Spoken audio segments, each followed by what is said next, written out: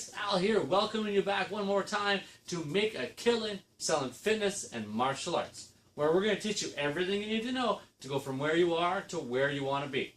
So you've been with us now, this is going to be your third video. By now you should have a fair amount of notes or at least ideas up in your mind that you're going to start applying into your business. Now remember, don't keep them up here. You've got to send them out there and put these ideas, into action for you. So we're going to cut to a video here that I shot a little while ago for the not-for-profit loophole. Okay. Now we're going to give you guys some templates below this video as well to get you started. But I'm telling you, the not-for-profit events are the way to go, and the ticket to accessing resources usually cut out to public companies like ours. So I hope you enjoy this clip, and hopefully you get the most out of it. Remember, feel free to shoot me any questions you may have along the way. Yeah, so this video 2, is all about the not-for-profit. I call it a loophole, but it's not really a loophole. But the not-for-profit way of doing business. Now, I'm not saying to go and start a not-for-profit business. I am saying to team up with not-for-profit businesses in your business, and you're going to see substantial results come out of it. So with this one, there's several things that are kind of at play here, and you'll want to look around because every single city, town, whatever, they all have different not-for-profit organizations. In the past, I've worked with diabetes associations, cancer societies, heart and stroke foundations. I've worked with churches. I've worked with little schools, I forget what they call them, special education schools and whatnot, and continuing education schools. I've worked with daycares. I've worked with lots of non-profit groups. And to be honest, out of all of them, my absolute favorite have been the Cancer Society and the Heart and Stroke Foundation. So check if these guys are available in your area or something along those lines. The reason I like them the most is because they're so huge. I believe they're worldwide, at least they're Canada-wide for us. They have so many resources at their end that it's nothing for them to apply those resources directly to your business, and you can start reaping in the rewards. When I started doing some stuff with the smaller not-for-profit organizations, I found that they couldn't provide for me what I wanted, and it wasn't really, I don't want to say it's not worth it, okay? And having to do work for not-profit, you have to remember that you're there for a good reason, okay? If you come in with the attitude that I'm going to rip these guys off, I'm going to take them and milk them for all they've got, that's the wrong attitude. Every time I worked with a not-for-profit group, I came in there with the attitude that I want to help you. I want to write a big fat check and give it to you. I want to give you guys money. I want to host events for you guys. I want to promote you guys. I think you guys are wonderful. And that's the attitude you have to have. If you go in there with gimme, gimme, gimme, gimme, it's not going to work. They're going to see that right off the bat. Now, let's not kid ourselves. Anytime an independent business owner comes into a not-for-profit business saying, I want to host an event and I want to raise money for you, it's obvious and it's a given that there are ulterior motives to the reason you're being there. But those are kind of not really talked about until I find the later stage. As long as you come into the office with the, here, give, I want to give everything to you, not take. I want to provide value and add value to your organization. You're going to find you go a lot further than if you come in there saying, hey, you should do this, this, and this for me. So anyways, how I approached it, I had done some research, and I kind of figured Heart and Stroke might be the best one for me. So they were actually the first group that I worked with, and I worked with them for multiple years, year after year after year, and it never stopped producing for me. And what it produced, thousands and thousands, it's amazing. I cannot tell you how important the Heart and Stroke Foundation was to our company back in the day at Family Kickboxing. It's still running today, and I believe actually the Sparthon, which is what we did with the Heart and Stroke, still runs today. So just explaining how much I went in there with the I want to give to you guys, I want to help you guys out. I actually had members of other heart and stroke organizations from different cities, different towns call me up and say, hey, I've heard of this event you're doing with the heart and stroke in your own city. Would you mind explaining it to me so we can get one going in our city? Or would you mind talking to a gym in my city and get them involved with us so they can do the same thing we are? So even though we were getting a lot from the Heart and Stroke, we were giving so much more that it made it a win-win situation for the two of us. So the first thing I did is I shot a couple of emails, okay? Yeah, believe it or not, I've never been a big phone guy. I was huge on email and I love writing.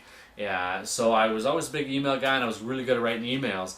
Yeah, but I sent a simple, quick email to the Heart and Stroke Foundation. I didn't even know who to contact. Yeah, saying I'd love to host a third-party event. That's what they're called for you guys. Yeah, please let me know or get me in contact with the person that can show me or explain to me, how to go about doing this. And then before I even had a response, I waited a day or two and I showed up at the office. Okay, I had a binder with me, a notebook with me, a little portfolio, and I was ready to rock and roll. And I went in there and I said, hey, listen, I want to host an event for you guys. I want to raise a ton of money. And they said, great. You'll find that all the not-for-profit groups are they're working off they're working off budget and whatnot, so they're very tight. So I find if you go in there and say, hey, I want to raise money for you guys, they're all for it. So we sat down, we talked about what we want to do. We owned a kickboxing gym, so we did a spar-a-thon. We sparred, okay? And we had as many people as we could get together. We usually had 30 to 50 people sparring, and we sparred for 3 full hours to make it a spar-a-thon. Now, I was going to host this event in the spring, and I wanted to do something later on to get them involved in the fall as well, but I didn't want to do the event twice. So what I did is I collected funds in the fall and in the spring. I collected pretty much the whole school year for the event in the spring. That way there I had access to the resources the Heart and Stroke provides all year long. Okay, as opposed to saying, hey, 5 months from now we'll host an event and we'll start planning a month before. That doesn't work because I want access to that the whole year. So I go in there and we sit down, we discuss an event we want to do, piece of cake. We have an event. So I leave it at that, okay? We pretty much leave it at that. I go back to my office. Great. Now you have somebody who wants to host an event with you. And then that's when the planning starts. Now they know they've got a company and they're starting to build trust with you and they know you're going to raise money. So what you do is you start telling them some numbers, blah, blah, blah. We would raise $5,000, $6,000 each event for them. And actually every year that we did this event, we were the #1 not-for-profit, they call it Fit for Heart, third-party fundraising event. So out of all the other Joe Blows that are hosting events for the Heart and Stroke, not events hosted by the Heart and Stroke, but third parties holding it for the Heart and Stroke, we were always the #1 fundraiser. So anyways, I'm going off track here. And I said I'd keep this shorter. So we go in, we have a date. Perfect. The next thing is I would start to talk to this lady. Hey, I'm really good at marketing, and I really want to make this event. It means a lot to me, and it holds close to home, so I really want to make this event a big success. So I would say, I want to do some marketing. So I would say, well, is there any way, maybe we could do something at the local shopping center? And then the local shopping centers, you'll see they're often about $1,500, $2,000 for even just a couple of days at the shopping center, the mall, and it can be quite pricey. So the Heart and Stroke, though, they get not-for-profit rate, which is often 0. Not-for-profit groups can often go to the shopping centers absolutely free. Now there are stipulations, and at one point, head office was saying that they couldn't provide the insurance, which is another big hiccup. Shopping centers require insurance for you to be there, and if it's a not-for-profit, it needs to be them providing the insurance, right? It can't have mixed opinions on that. So at one time, I had a problem, and they were having a hard time giving the insurance.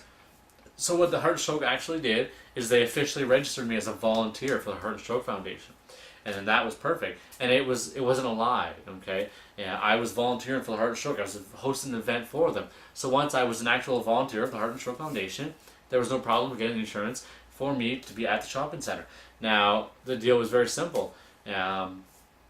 You get me a booth at the mall. Okay, we're gonna promote this event like crazy, but I want to be the one at the booth, and that's how I always did my stuff. So they provided the booth. Okay, they didn't provide anything actually. They just provided the means to the spot for free, and then I would show up. Okay, and I would go to the front center court or whatever you guys call your information desk at the mall, and I'd say, yep, I'm Al, I'm with the Heart and Stroke Foundation, I'm here to set up a table, where would you like me to set up? I would set up my stuff. They usually provide a table and 2 chairs, and then I would bring all the other stuff. Now, I would always bring Heart and Stroke information, some pamphlets, some signs and whatnot, but I would bring a ton of my own signs, my own marketing material, my own everything. And anytime somebody approached my table, they'd say, you know, what's this all about? Blah, blah, blah. I'd say, I'm Al. I am with Family Kickboxing. We are promoting an event for the Heart and Stroke we're doing that's called the Sparathon. As part of the fundraising for the Sparathon, we're giving everybody a chance to try kickboxing for 2 free weeks. So now, even though I'm completely talking about the event, I am giving out my 2 free week coupons like crazy. And I give them out to everybody. So that's number one. Shopping centers, absolutely free. The only thing is I always made sure the Heart and Stroke is the one who has to call the mall and book it for you. Okay? So you tell them, hey, I want to host a table for you, and you don't even have to get anybody to go there. I'll go there for you. I just really want to promote this event. And the Heart and Stroke calls them all, and they book it, and I was set. The next thing I did, I don't know about different places. Our big university did not allow public companies that were not related to the school in any way to come in and host a table. Okay, if your university does, perfect. If they charge you, it's probably a way to get free. But our school did it. They allowed us to put posters. Okay, they would have to get approved and stamped and whatnot. But they would not allow us to have a table present. And they had this long hall, they call it the bowling alley. It's not actually a bowling alley, but a long hall where groups can set up that are part of the school. Like the Frosh Week, you know, there'd be a Frosh desk there or something. Yeah, there'd be a volleyball team taking registrations there. Like, you know, school stuff. I was always there. And I was actually at the school twice a month the whole year. Now, I usually didn't go around Christmas, but I made sure that I was always there around September when school starts and around January. And you wonder why? Because in September and January, all these students are full of OSAP money. Okay? And let's face it, they're going to spend that money on beer or something. I'd rather them spend it at my studio on something like fitness than a case of beer or several nights out. So I would go there and get all that OSAP money before it all ran out. If you promote the students, closer to Christmas, you're going to see they're all starving, and they quite honestly have no money for you. No matter how much they want to join your gym, they are flat broke. Go there in September, early September, early January, OSAP. Everybody feels like a rich millionaire, and they're going to spend money all over the place. So, same thing with the Laurentian, with the university. I would get the Heart Stroke to call, and now 99% of the time, the Heart Stroke has already been at the mall before, the not-for-profit has already been at the schools, so they already have contacts. They will call up, same exact deal. Yeah, we'd like to host a table for the Heart and Stroke Foundation. We promoted an event called a Sparathon. Could we get in there for a week or two? Actually, it wasn't a week, 2. I usually did the Monday, Tuesday, twice a month, every month. And they would say, yeah, no problem. Now, I had done so much work with the university here that I was actually able to call the contact myself, say, hi, I'm Al with the Heart and Stroke Foundation, and I am hosting an event. I'm volunteering for the Heart Sparathon, and blah, blah, blah. Now, anytime I sent emails, because I would email this lady actually often, emails for the malls or anything like that regarding the event, okay, I would always change my email signature to Alain Blais, head coordinator for the Heart and Stroke Sparathon, which is not a lie. I was the head coordinator for the Sparathon, and I was a registered volunteer. Even if you're not, you're the one organizing, you're the head coordinator. And actually, when you register a non-for-profit event, a third-party event, they're going to give you a little box with instructions, and they're going to actually give you Heart and Stroke or non-for-profit t-shirts. I don't know what your group, my group did, and it'll say coordinator right on it. Okay, so it's not a lie. You're the head coordinator, and it makes it look a lot more like I'm not just a company trying to get you. I'm with Heart and Stroke, man. Come on, let me in. Yeah, and it worked really well. So we got the mall now. We got the universities, okay? All for free. Same as I do with the university. I show up and say, hey, I'm Al, Heart and Stroke Foundation, Sparathon. Where would you like me to set up? I would bring my signs. I'd bring their signs. I talk about my stuff. I talked about their stuff all the time. And you'd be amazed at how many teachers from the university got to know me very, very personally, and were able to say, hey, Al, how's it going? Or see you next week, because they knew I'm going to be sitting there again. And yet, they don't really understand that I'm there to promote my business. They know that I'm from the business, and they know all about my business, but they really don't know how I get in there all the time. So it's an amazing thing, and I'd laugh because I'd see students from other gyms, competitive gyms, and they would go by, and it was always the same stare down, like, how do you get in here? I can't. Lots of fun. So the next thing, free posters, free coupons, free stuff like that. So first, let's talk about the free side. Usually, there's a certain amount of budget. I've had to pay for half or whatnot, but often not-for-profits, they team up with somebody who does printing for them at a local company. They already get a highly discounted rate. It's usually very low because they're not-for-profit. You tell them, hey, I got you know what, 2 free week coupons? I did the exact same coupon. It said my logo, their logo, and said, on behalf of the Heart and Stroke Foundation, we would like to say thank you for supporting the Sparathon. Here's a 2 free week coupon as our way of saying thanks. Or I forget how the wording was. And they would print these for me. And I would actually go and pick them up. Same thing with posters. Now, your place might be different, but Heart and Stroke had, it's quite a few plugs here for the Heart and Stroke Foundation. It is a great organization. If you want to support one, that's the one I would go with. But I would go in, and the Heart and Stroke had a generic third-party poster, and it said, I, blah, blah, blah, Heart and Stroke. And I always had my logo on there. It was their poster, my logo in the corner. If you go to businesses around town, and you say, can I put my poster for an event in your store? Sometimes you're going to get some resistance. Generally, corner stores and stuff like that, no resistance.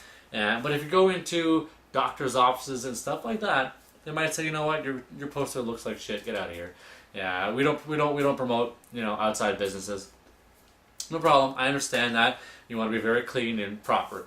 But when I come into the doctor's office and I say, hey, I'm Al. I'm head coordinator of the Heart and Stroke Foundation Sparathon. I'd like to put an event promoting our Sparathon. It's the #1 Fit for Heart fundraising event in town, and it's been so for 5 years. Can I put this post up to help generate more funds for the Heart and Stroke Foundation? It would mean a lot to us. They take it, slap it up on the wall, no problems, and I got my posters in places that nobody else could get posters. So lots and lots of fun. So now we've got the malls, absolutely free. We've got universities, colleges, absolutely free.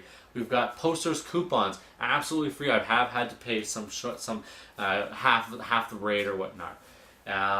Moving on, I've gotten actually a poster, okay, a banner I should say, that the Heart and Stroke paid for that said Heart and Stroke Foundation Family Kickboxing Sparathon, whatever. And as a generic poster, we use it every year, but it was an awesome poster with my logo on it that I could host up. It was very cool. Moving on here, we got malls, colleges, posters. Oh yes, festivals. Remember in video 1 I mentioned I can show you how to get festivals for free. Several I've had for free. A couple they have a very, very low, like a $50, or I even had to pay $10 once. Like, come on, $10 for a booth at a festival if you go in as not for profit. So I'm not the not for profit. I'm with the Heart and Stroke Foundation. I am hosting the #1 fundraising Fit for Heart event in town. And I'm the head coordinator, and the Heart and Stroke calls up, yeah, Summerfest, we'd like to have a booth there. Now, sometimes, not-for-profits, it's a community booth, okay? So you're going to have a large booth, maybe like a 30-foot tent, and it's going to have tables, and you're going to get your spot. Sometimes that's how it is. Hey, man, if you're on budget, if you've got a low budget, having that table right there, where you're going to have one guy sitting down and one guy walking around passing coupons, you're no longer breaking any rules. You've got an actual spot at that festival. So anyways, same thing with the festivals. They would call up, or I would call up, or they would call up, it's all the same, and they would say, yeah, I'm with the Heart and Stroke, we'd like to set up a table somewhere, promote an event we have coming up. Can we do that? Do you have an opening? And you'd be amazed at what you can get away with. Other things here, we've got posters, we've got a community events. When you're doing a not-for-profit event, the last thing I want to talk about is media, radio, television, newspaper. All of that stuff is amazing, okay? When I call up a radio station and I say, hey, we have a not-for-profit, oh, before I forget too, all of these not-for-profits, they generally have a staff member that does press releases for each event individually, and they send it to everybody. So I'm sure yours probably has one as well. But I would also call myself, and I would send my own press releases in addition to theirs. They always send some. And I would say, yeah, I'm Al, the Heart and Stroke Foundation, head coordinator for the Sparathon. Can we chat about some radio times or whatnot for our event? Sometimes they would do them free. They're not really radio spots, but they would just say, hey, there's an event coming up this weekend. It's at the Heart and Stroke Sparathon. It's at Family Kickboxing. Go check it out if you want. As simple as that, not too fancy. I have done a TV spot where the TV spot would have cost me $6,000 to $10,000, depending on how much time I wanted. And they actually cut it down. It was just over $2,000, because they gave me the not-for-profit rate. And that includes someone who came in, I believe it ran twice a day for 30 seconds. I can't quite remember. And they came in, they videotaped everything, and I got the clip afterwards, which went on our website. All for, I mean, I don't want to say nothing. Yeah, that was, $2,000 is a fair chunk for a lot of people. But it's much better than $10,000 had it not gone the not-for-profit route.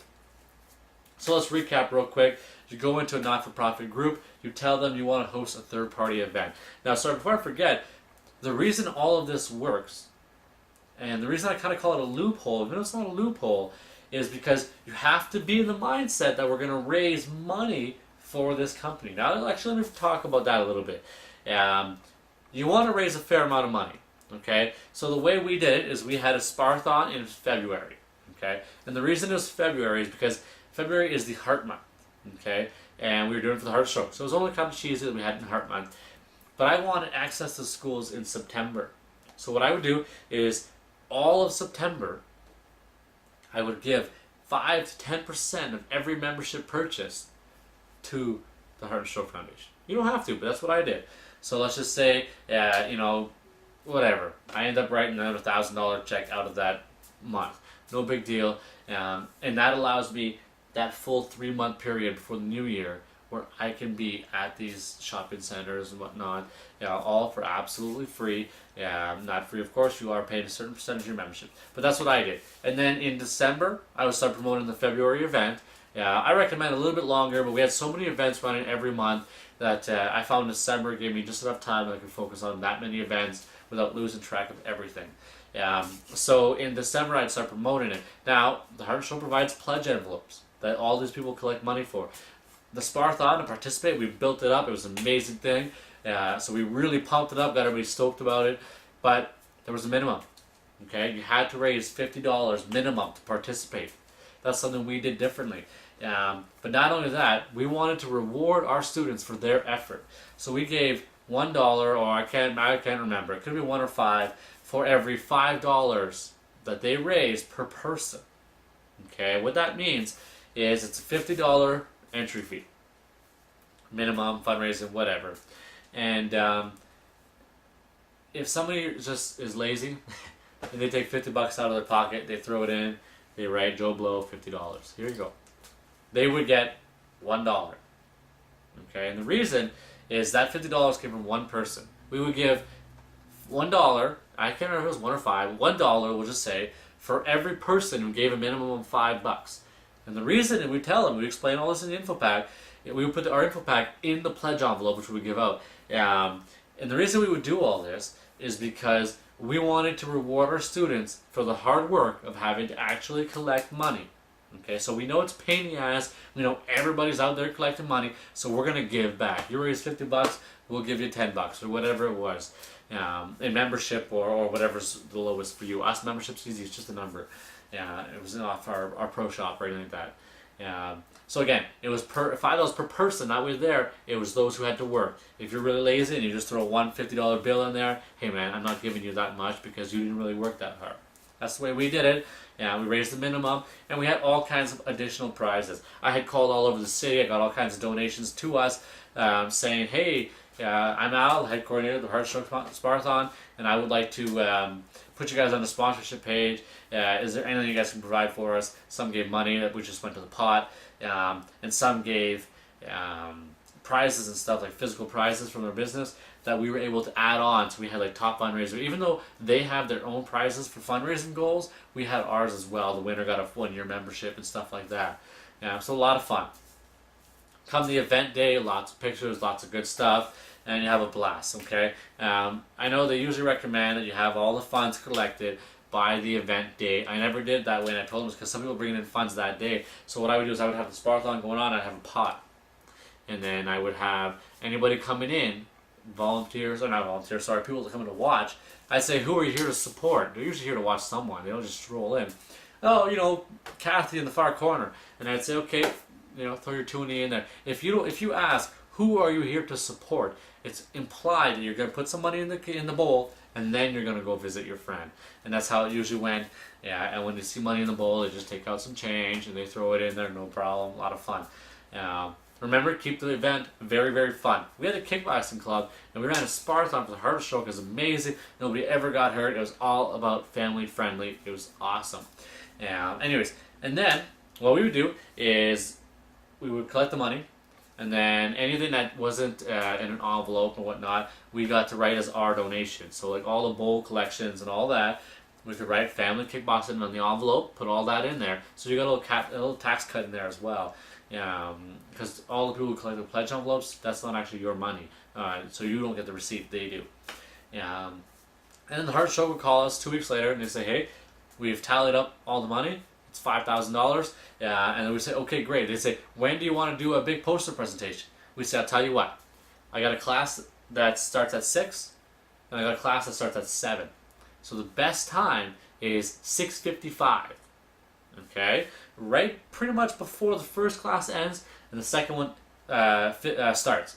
And the reason I would do it that way is because that's when the club was the fullest, the most full. And then I would end the first class at 6, 5 minutes early, and 99% of the people for the next class are already there. I'd line everybody up. So we would have 200 people. And that's when I did my poster picture. Okay? Or the big check picture, sorry. And then that picture gets sent to the papers, right? Because it says, hey, look at this Sparthon. They raised $5,000. Even though it's only got 30 or 50 people attending the actual event, in that photo, you've got 200 people standing there, and it makes for a very cool picture. Hey guys, welcome back. So, what did you think of the not-for-profit opportunities? There's a lot of things you can do to easily gain some amazing exposure using these events. Feel free to shoot me an email if you need a hand at any point, or we often do these 4 clubs. So if you need any help along the way, feel free to shoot me an email and I'll be glad to help you out. So the next section is my favorite. It's my specialty. It's my baby. And I call that print your own cash because it really is like a license to print money. If you can master the art of writing newsletters, anytime you want a new toy, you write a newsletter and it pays for your new toy. You want to buy a new boat. You write something that promotes a program, and you write it properly, and it sells, and that one newsletter can pay for that boat. It absolutely is amazing. There is an art to it, but what's nice about it is it's something you can learn. Okay, I've included templates below this email. Below this video with lots of ideas for newsletters that you can put, and there's a lot more on the other side. So this third video, I call it Print Your Own Cash, or Newsletter King, or Newsletter Boss, whatever you want to call it, doesn't really matter to me. It's all about using newsletters to what I call print your own cash. Newsletters to me are one of the most amazing resources available that don't require any outside work. You just simply put one together, throw it out there, and bring in the cash. I use the newsletters all the time in my business. In fact, whenever my wife would say I'd like a new toy, I'd like a new kitchen, I'd like a new, the kids want a new dirt bike, or the kids want this, kids want that, I would always say to myself, okay, which newsletter is going to pay for it? And I would put something together and I would send the newsletter out, and that newsletter would pay for that new product. So my attitude was never, okay, I got to save up the money. My attitude was always, what am I going to write? What am I going to put together? What product am I going to produce that's going to create the amount of cash I need for this product, or for this renovations, or for this new home, or whatever the case may be. And I realized that not everybody can write newsletters, or not that they can't, but not everybody is as skilled writing or enjoys writing, for that matter. Some people call it copy. I just say newsletter for the fun of it, and that's okay. For the last couple of years, that's what I've been doing, is I write newsletters for other clubs, and it's very simple. They give me the details of whatever product they want to launch, and I put it into a newsletter and I send it out there. I send a lot of just fillers, I call them, and I explain that later. And those I often just throw them out there, and I send them out to everybody all over the place. And so they don't even write their own newsletters, but it's all ghost written. So I write the newsletter, but to them it says blah blah blah blah, written by so and so at ABC Martial Arts. It's them writing it. I'm just writing it from the background. So let's jump right into the newsletter program here. And again, I've got a freebie at the end of this video. Right below this video, there's going to be all kinds of stuff. I've actually gone above and beyond, and I put together a few files for you guys to download. You're going to find absolutely useful and amazing. And I hope that they create a lot of value for you, and they definitely bring in the cash. So, newsletters. The first thing is you've got to find a way to gather these emails. Now, I hope that in some way you've got email gathering system at your front desk, or when somebody calls, or anything for that matter. my staff, especially those who are on the phone, or the front desk or the reception area, they all knew that if they had a prospect come in and they did not gather their name, phone number, email, or at least for me, it was name and email, there was a problem. Okay, I laugh because when I first ventured into this market, the city that I live in right now, I just for the heck of it, I visited a dozen or probably 25 clubs, and I came home, and my wife said, "How was it?" And I said, "Not a single club knows who I am. Not a single one of them asked my name. Not a single one actually once shook my hand. Not a single club asked my name. Not a single club got my phone number. Not a single club got my email." So tomorrow, they're gonna say, that gentleman that came in yesterday, I wonder if he's ever gonna come to class. They have no idea. Nobody got my name. Nobody got my information. To me, that's a crime. You shouldn't be in business if you're not able to actually gather prospects' information. Especially, I went in there and I went in there. I was genuinely looking to see if my kids would be interested in any of the programs they have to offer. They didn't get any of my information. Half of them didn't even ask me questions. In fact, I laughed. One of them, I said, "What do you guys have to offer here?" And she pulls out the price list right off the bat. I didn't care about the price. I wanted to know what kind of programs you guys have. So, anyways, that was a little rant there. All my staff knew to gather the information. Now, it wasn't just a matter of saying, "Hey, welcome to ABC Martial Arts. What's your email?" That's not how we did it. We did it much more tactfully, and there was a lot of strategy to it. Somebody would come in, and they would say, "Listen, I'm interested, blah, blah, blah." And often they would want a class schedule, and we would say, "You know what, I'd love to send you a digital form. It's got a few extra things on it. Do you have an email? I can just send that to you. You can have a paper copy here, but the digital form has a few extras on it," which it did. Direct links and whatnot. So that was one way. If they call in, okay, and they can't actually get the form, you say, "Hey, listen, I'd love to email you this special report or this schedule or this exact class plan you were asking about," anything. I would find something, I had to email it to them. Okay, what's an email I can reach you at? What's the best email? I always say best, because some people have useless emails.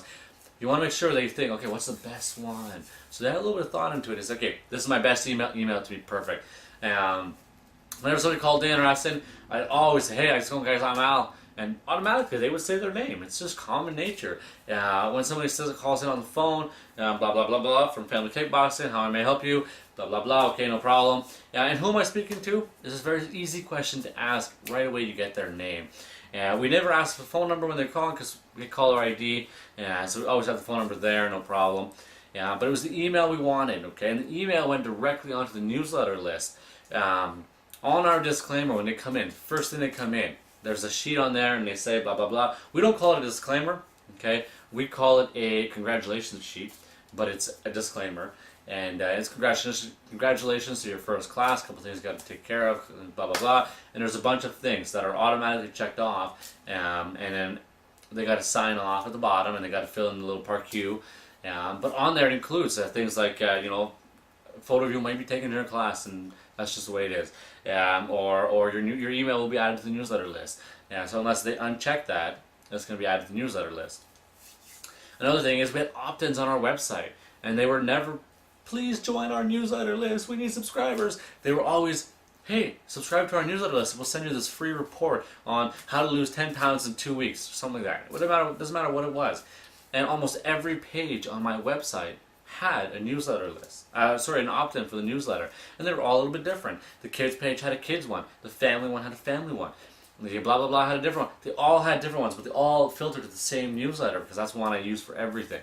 And then on the website, there was also a newsletter archive. So people can go through it and see, "Oh, this guy writes good newsletters. I like this stuff. Blah, blah, blah. Check in." So that's how you gather the information. The emails, especially first name, last name, is important as well. Step 2 is actually producing content that they're going to keep reading and not unsubscribe. Now, don't get me wrong, unsubs are fine, okay? There's nothing wrong with an unsubscribe. To me, I just call it, filtering through or weeding out the weak or kind of just getting rid of the junk. Some people subscribe and they're never going to read your stuff, so they unsubscribe, and that's cool with me. But you want to send content-rich stuff. I never, ever, ever send a newsletter saying, "Hey, we got a new program.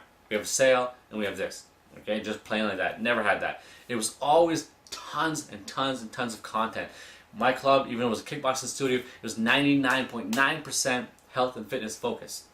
Okay, so all my stuff is always about health and fitness all the time. I spoke about my life. I put family pictures in there, all kinds of stuff. I went to a Tony Robbins seminar. I would give them a whole, 25-page update on the whole seminar and how I was doing, all kinds of good stuff, and people loved it. I'd give them shit via email. If I said, hey man, I know times are tough. I know it's getting hot out there, but you guys gotta work it. You gotta work in the gym. You gotta bust your ass. A lot of stuff. Everything I've done through newsletter. Now, all of my long newsletters, they were always very long, filtered down to a program. I never ever said, hey, we have a program, it starts this date, here are the details, please sign up. That's not how it happened. I sent a long newsletter, a lot of pain and pleasure buttons, and then the logical choice to the whole newsletter was, there's this program that's going to solve this exact problem I described. If this problem is you, this program is going to help you solve it. And then I would put the details there. And it was always time sensitive. It was always limited space, limited quantity, and they worked amazing. Now, what I recommend though is a ratio of 2 or 1 to 3 or 3 to 1, or however you want to think about it. So for every 3 newsletters I sent, only 1 of them had an offer. Okay, so 2 were genuine, just meaty newsletters, great to read. The last one was a genuine, meaty newsletter with an offer at the end. Okay, and I did lots of stuff, but the thing is, I sent newsletter after newsletter after newsletter, and it didn't matter. And what was funny is I used to send like newsletter every 3 days. Okay, you can send however many you want, doesn't matter to me. I recommend at least once every 2 weeks, but I would often send one every 2-3 days, piece of cake. And those who hated it, unsubscribed, no big deal. But it was funny because I would miss a week or 2 sometimes. I was on holidays, whatever, and I would get emails saying, hey, is something wrong? I haven't gotten a newsletter. Did I get unsubscribed somehow? So people started to kind of crave my newsletters. And then another way before I forget, another way I was building my list is in my classes. I would line up 150 people in a class. I'd say, hey, what you think of that newsletter? Or someone would comment about the newsletter. Or I would say, so the other day we were talking about that newsletter, and this is what happens, what happens, what happened. And someone would say, oh, I didn't get that newsletter. How do I get that newsletter? And then they would opt in. So anyways, I realized that not everybody can write newsletters and whatnot. So what I'm going to do is I'm actually going to read you one of my newsletters that I used to personally make almost $50,000. Okay, I sent it one time, and it had a 1-day expiry date. They had to email me. Well, I didn't have an expiry date, but it had a limited quantity, and it was first come first served, and I filled it by the next day because I sent it in the evening, and I usually always send my newsletters in the evening or early morning. And I sent it, and by the next morning I had all my appointments booked, and they were all sold. All of them were told to come to the meeting with cash in hand. Okay, so let me read you the newsletter real quick. The subject line was, we need to talk. Okay, all lower caps, very friendly. And the teaser, often email servers or providers will have a little teaser. It's not the actual content of the email, or the body I should say, but it has a little teaser phrase that shows up. So for the teaser I put, this will only take a minute. So I had my logo, plain and simple, and I only printed this one black and white, no big deal. And it said, warning, mature content, not for sensitive souls. And I wrote again, this is not for everyone, bold underline. I wrote, I'm just going to read it right up front. This is my personal guarantee. I'm putting my reputation on the line. If you are ready for the challenge, let's do it. So that's the subtitle. And then here we go right into the content. Raise your hand if you are sick and tired of struggling with trouble spots that just won't go away, like muffins, saddlebags, and love handles. I've always found that if you use real language, like Tony Robbins always says, use real language, see it as it is, not worse or whatnot, or not worse but not better either. See it as it is, use real language. So I always found using direct, real terms that people use made it effective. If you said things that nobody ever said, like if you're talking to women, you said beer belly, it wouldn't work. I use real language. Now, this newsletter I knew was going to get mostly women, so I was talking to women. Your embarrassing stomach bulge. Meat market gyms that make you feel uncomfortable. Remember, I'm talking to women here. Unrealistic diets that don't work. Having to count calories and deprive yourself of the food you want to eat. Juggling work, life, and kids. Stress that makes you store fat. Frustrations caused by lack of results.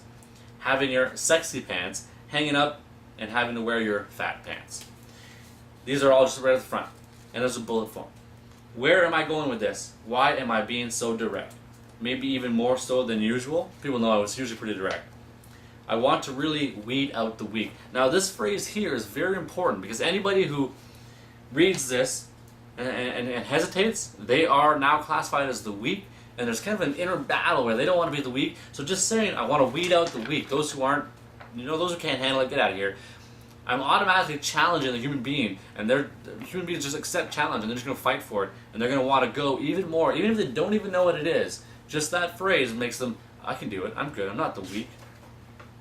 I want to eliminate the time wasters, tire kickers, half-hearted folks who don't really want it bad enough. That just solidifies that it's going to get rid of those who I don't really want. Where am I going? Oh, sorry, I already wrote that. Let's be totally honest with each other for 1 second.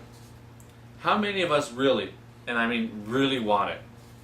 This is so serious that if you really don't want it, save yourself 5 minutes and delete this email. So that whole intro is just to get rid of all those that don't even want it, those who they're not interested, really. But it challenges something in person, and they say, yeah, I can do this. I'm in for this. They don't even know what it is yet. I wrote, this is for you. Okay? I always talk to one person. This is for the person who is tired of trying to avoid catching a glimpse of themselves in the mirror. All pain points. Is sick and tired of counting calories. Is sick of wearing sweatpants, not by choice, but by force because nothing else fits properly. Is sick and tired of being the fat one. Is sick of hiding out in the house trying to avoid social outings. Is sick of feeling like shit day after day. Is sick of being depressed because they know they deserve better. Stop beating yourself, it's not getting you anywhere. I am looking with a fine-tooth comb for 5, possibly 8 personal training clients who can reach these 3 essential points. If any of these are a concern, please disregard. So I wrote 3 points I'm about to say that if any of these are a problem, don't even bother replying. Number 1, are you ready for change? I will be personally interviewing each applicant and only picking out those that I feel have what it takes. Please don't take this personally if you are not chosen. Number 2, if you cannot afford my price, if money is the deciding factor, please do not apply. No, this is not going to be tens of thousands of dollars, but it sure ain't nickels and dimes. If money is separating you from your goals, this isn't for you. Again, I'm challenging them. If you can fit at least 3 45-minute sessions with me personally, my deciding factor on stopping at 5 or 8 will be on available times. When applying, give me your available times. So to reply, they have to even if they're replying to the email, they have to be ready for change. They have to have the money before up front, so I don't have to fight with money after, and they have to be able to commit, and have to give me times that fit. If you're still reading, if your heart is tugging at you, if you've taken my low blows and are still coming at me strong, shoot me an email personally at blah blah blah. Yes, that's my personal email, and I gave my personal email there. Stand cautiously. You will no longer have to deal with my pain, with any pain your weight is causing you. That is my guarantee. This is the new you. Stop and think for a minute. Can you picture how strong, healthy, toned, fit, and sexy you're going to look and feel now that you are no longer struggling with your weight? If you are the one, the time is now. To your success, Al. P.S. Next week, or when I get my 5 to 8, this offer closes. So that email was very direct, and yet it gave very little information. So what I did after that is I got a couple replies, and my reply back to them re-quoted those 3 do not even email if. Okay? And then I said, based on the times, and in the email it said the price, and the price of those programs was between $3,000 and $4,000 for 6 months, and personal training. And so it was a big ticket item, and it emailed them a interview file that they had to fill in. It was about 3 or 4 pages, and it was all like, what's stopping you from reaching your goals, all emotional based stuff. And then it said at the bottom, it said their interview time, and it said, please have your form of payment ready with you at the interview. Every single interview I signed up, paid on the spot, that moment, right up front, for the whole program. So that's just an example of one newsletter I sent for personal training. So compare the standard style where they just put an ad out, hey, did you know we offer personal training? Well, here I hit them where it hurts. I know it doesn't sound very nice, but I hit the pain points very strong, but I offered a solution. And I told them, hey, we're not messing around. I want to help you. I'm a very busy guy. You're a very busy person. I want to help you personally. Let's do this. If you're ready, meet me here with your checkbook. We'll make it happen. And that's exactly what happened. And I've done this over and over and over and over again. What I'm going to do is I'm going to add a couple other newsletters I've written below this video for you guys to just browse through them. You'll notice a few things about my newsletters. There's a lot of spelling errors. Well, whatever the spell checker doesn't catch. There's a lot of grammatical errors. I forget words. I double up words. I miss sentences. I say the wrong thing. I use the wrong type of word, like no or now. It doesn't matter. It really doesn't. I've been writing newsletters for 10 years, and every newsletter I get back, I get one or two that always email me and say LOL, and they highlight my mistake. It shows them that I'm human. It shows that I'm real, and it's really, what I've discovered, irrelevant. And those that are so picky about the newsletter, and they're so nitty picky, and they're so precise, I find the job either never gets done or it's not real anymore. When I send that out, they know it wasn't cookie cutter. I typed that and I sent it. So it was real, it was raw, it was full of emotion, and it worked like crazy. So that's how newsletters work. I hope that you're gathering contacts, you're gathering emails, and you're writing newsletters. If you have a hard time with newsletters, shoot me an email. I'll help you out.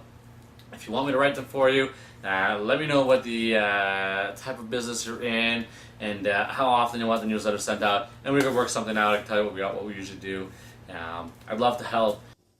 Okay, so that just about wraps it up for today. We went through the not-for-profit loophole. We talked about printing your own cash. Now, like I mentioned yesterday, in the bonus video, we're going to talk about how to get 250 leads, not just leads, but they're going to be clients of yours for that period of time using one event. So make sure you keep an eye on your email. We're going to be sending that to you in the next day or two once it's live. And it's an amazing video, and it teaches you a lot of resources. And then after that, we've got a special little surprise for you. Yeah, but nonetheless, guys, that's an amazing event that we're going to show you how to host. And it's something that regardless if you have a karate club, a martial arts, kickboxing, doesn't matter. All you guys out there should be hosting this event I'm going to talk about. So we'll see you in the next video. And don't forget, keep at it, keep pushing, keep marketing. And we'll see you on the other side.